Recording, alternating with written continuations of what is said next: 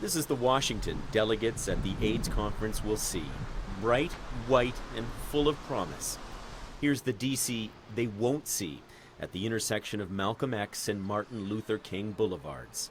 This is the only Obama sighting around here, and this sure isn't the White House. So why should delegates come here? Because this neighborhood has the highest rate of HIV infection in the city, a city that has the highest rate of HIV infection in this country. Sex workers here, we have the drug addicts here, and we have the alcoholics here. And that's why outreach workers are here, giving free HIV tests. A quick swab, a short wait, and you get your results. And free baseball tickets or food vouchers to sweeten the deal. We have them swabbed. Hazel Smith administers the tests and all too often has to break the bad news.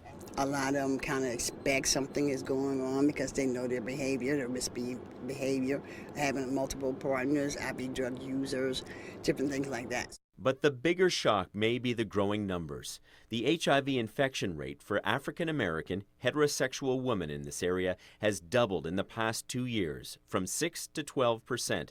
Health officials suspect many more have the disease and don't know it. That's why getting tested is critical. And while this woman and her husband get tested every few months, their kids don't. And I tell them, y'all out here having sex with these girls, then you better go get checked. Oh, Mom, she all right. No, she can tell you she's all right, but that don't mean anything. Go get yourself checked to make sure. The DC Women's Collective offers the curbside tests. It says many women don't want to know their health status because they don't want the stigma that goes with it. We have women who have families turn their back on them because they assume that they can get the virus through casual contact. We have women who deal with stigma as far as their children are concerned, not wanting their children to be labeled as whatever labels people have placed on women who are living with HIV. Cheryl Smith got tested. It revealed she's HIV positive. She urges her friends to do the same. And I think they should get tested because really it's killing a lot of people. Are you seeing a lot of that in your own community, in your own life here? Yeah. The collective promotes testing and prevention through safe sex, turning female condoms into fun fashion to give them a more feminine image, from cocktail dresses to costume jewelry. Tinslin says she'd love to show off their work to delegates at the AIDS conference, but they're being told to stay out of high-crime neighborhoods like hers. They're telling people who are coming to the World AIDS Conference not to come to your community. Not to come to the community Because it's is too hard risky. to say because it's too risky, which is, I can't find the logic in it. Believe me, I struggle to find the logic. But what I would think is when the conference comes here and it comes to these communities, it would shed light on what's happening in the area. If we're bringing the whole world here, we can't just keep them in the upper echelon part of town. These people want the delegates' attention too. They want to remind policymakers that AIDS remains a threat, both globally and locally. Consider this. DC's rate of HIV infection is higher than that of African countries like Gambia, Senegal, and the Congo. In fact, DC has the dubious distinction of being neck and neck with Nigeria, with the African American community bearing the brunt of the epidemic. Justin Terry Smith is gay and HIV positive. He shows me this AIDS quilt, a reminder to him about the consequences of denial. We don't like to talk about anything. People don't like, in the African American community, do not like to talk about things, especially important things that might have to do with health. And that's why a lot of us don't perceive HIV as being real.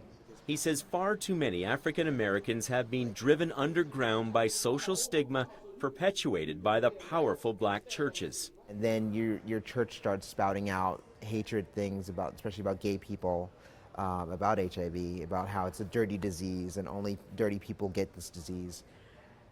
Then that is an important part of your life, and that important part of your life is basically feeding the stigma into the community, and actually your self-esteem is lowered, and so you think less of yourself. So now the NAACP is enlisting black churches, the cornerstone of the community, in the battle against the disease. The African American population in the United States is approximately 14%. Right now, African Americans make up almost 44% of all HIV cases. That statistic alone was really a driving force. We just pray, Lord, that you continue to allow us to be mindful of sisters and brothers who are living with the HIV virus, Lord. The group is urging influential pastors to use their pulpit to promote testing and prevention for both women and men. The pastors want to pass the message that this virus can infect anyone.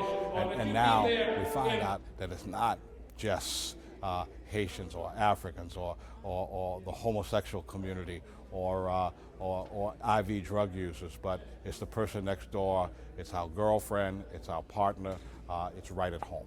Back at the Women's Collective, I wonder if stern pastors and condom cocktail dresses will really wake people up to the epidemic in their neighborhood.